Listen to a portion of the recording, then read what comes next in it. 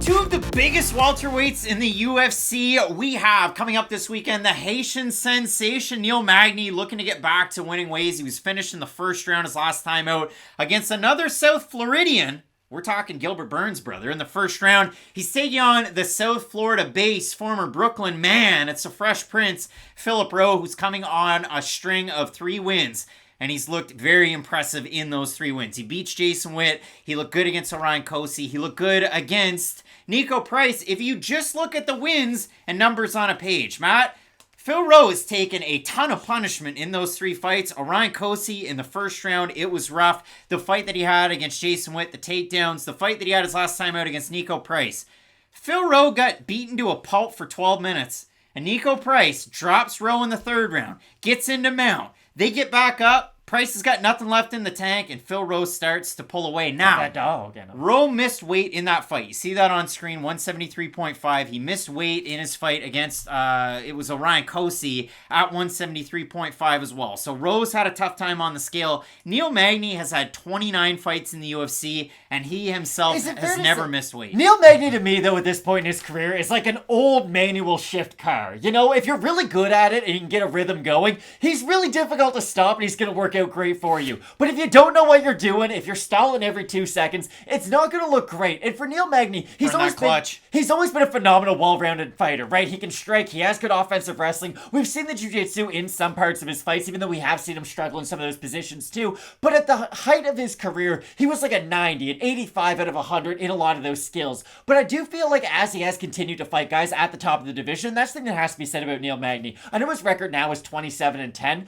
but he has only fought some of the great fighters in the welterweight division for the whole time he has been in the UFC, and I do think he has to be given that respect. But at what point of his career is he still at? Because Mangy at one point was fighting Kelvin Gastelum in main events. He fought Santiago Ponzinibbio in the main event. Like, he has been at the top of the mountain per se. I know he hasn't won the title, but you get the idea. He has been sort of that A-list star of a welterweight division. Now he's fighting Philip Rowe. Well, he's fought in a lot of main events. He fought Michael Chiesa in a main event. You don't get that many main event slots if you're just some random guy. You're putting him into a category where he should be in the Phil Davis category. Babe, I'm canceling my plans. A-side Neil Mangy. Neil Mangy has fought in a lot more high-profile fights, especially as of late, than a guy like Phil. Than who? Phil Davis. Phil Davis. No one has ever wanted to watch a Phil Davis fight. He's good, but he's so boring. Neil Mangy, though, has been in very high-profile fights. You're telling me the all-time UFC decision wins leader gets people out of their seats. What I'm saying is Neil Mangy's had good fights. The Hector Lombard fight was really good. Like, he's been in a lot of good fights. Kelvin Gastelum was a great 5-round main event fight. I can name a ton of great Neil Mangy fights. You gotta stop nitpicking all the time. For Phil Rowe, though, I think he can make Neil Mangy really uncomfortable on the back foot. Now, to be said, Neil Mangy can get uncomfortable on the back foot against a lot of fighters, and that's why I bring up the manual shift car analogy. When he's able to get into a rhythm, really forcing the action, throwing that jab out there and keeping his opponent at range, Neil Mangy is a difficult puzzle to solve. Neil Mangy in his fight against Max Griffin was troubling, to say the least, because every time you get hit by Griffin, giant negative reaction. Same thing when he fought Shavkat Rakhmonov. And if you look at it for Magny, out of his last 3 wins, his second to last time out, he's taking on Daniel Rodrigues. Tapology voters, almost 4,000 of them, 60% had D-Rod. Before that, the Jeff Neal fight, a little over 3,000 votes, 66% on Neil. So Magny's come through as an underdog in these spots of late. He loses against Gilbert Burns, gets taken down, and it was the same kind of finish that Dos Anjos was able to get against them, that triangle choke win and an easy takedown attempt on a single leg. If you look at it for Magny against Shavkat, it's a little bit different, but Phil Rowe's one of those guys where he's got a jiu-jitsu black belt. You see that on his Instagram. He's been competing at grappling tournaments recently. He struggled against the pressure of a guy like Gabe Green. He struggled in the grappling in some of his matchups. He's been dropped, but he gets back up, like his fight against Shabazian that he had on Contender Series. Phil Rowe's an anomaly to me, and I know he hates Fight Night picks, just like Brennan Allen, a couple of Florida-based guys that don't like this channel because they watch the videos. But if you look at it for a guy like Phil Rowe, half an inch of a reach advantage. The 2 guys should be similar in height. Phil Rowe has had his hair in cornrows recently, so you won't see a little bit of a height advantage with the fade. But when it comes down to a matchup like this, I saw Phil Rowe take a ton of punishment his last time out against double knee wrap, double knee tap.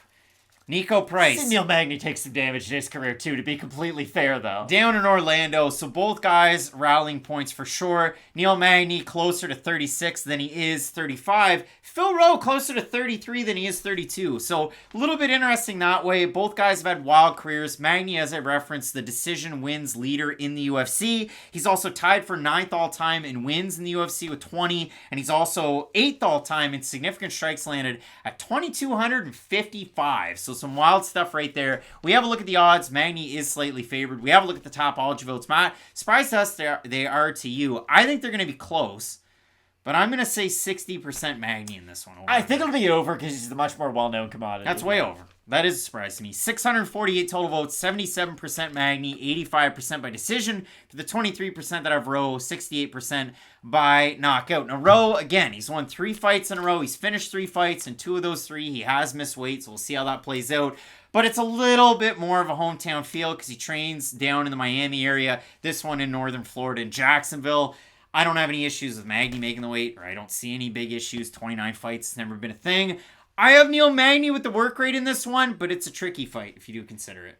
We're going to be split on it, I guess. I'm going to go with the underdog in Phil Rowe. I think he can make it uncomfortable for Neil Mangy on the inside. But again, this fight to me is going to be judged by whoever's moving forward is probably going to win it. If Neil Mangy is able to move forward with some of those long-range kicks, it's absurd how far away he can hit his opponent from. We talk about a lot of fighters who don't fight with their range. Neil Mangy's one of those guys who can be the 2 versions, right? He can get backed up behind those 2 black lines and he won't look great. But when he's the guy moving forward, flicking that jab out there, being the aggressive of the 2, I think he has surprising punching power in his game. That's why I don't have Phil Rowe, because Phil Rowe has this giant reach, but he doesn't use it in his fights. He doesn't fight behind a jab. He can throw a really nice overhand right, but he tends to play out in the pocket, and he does struggle against some of these other strikers. He struggles with guys at range.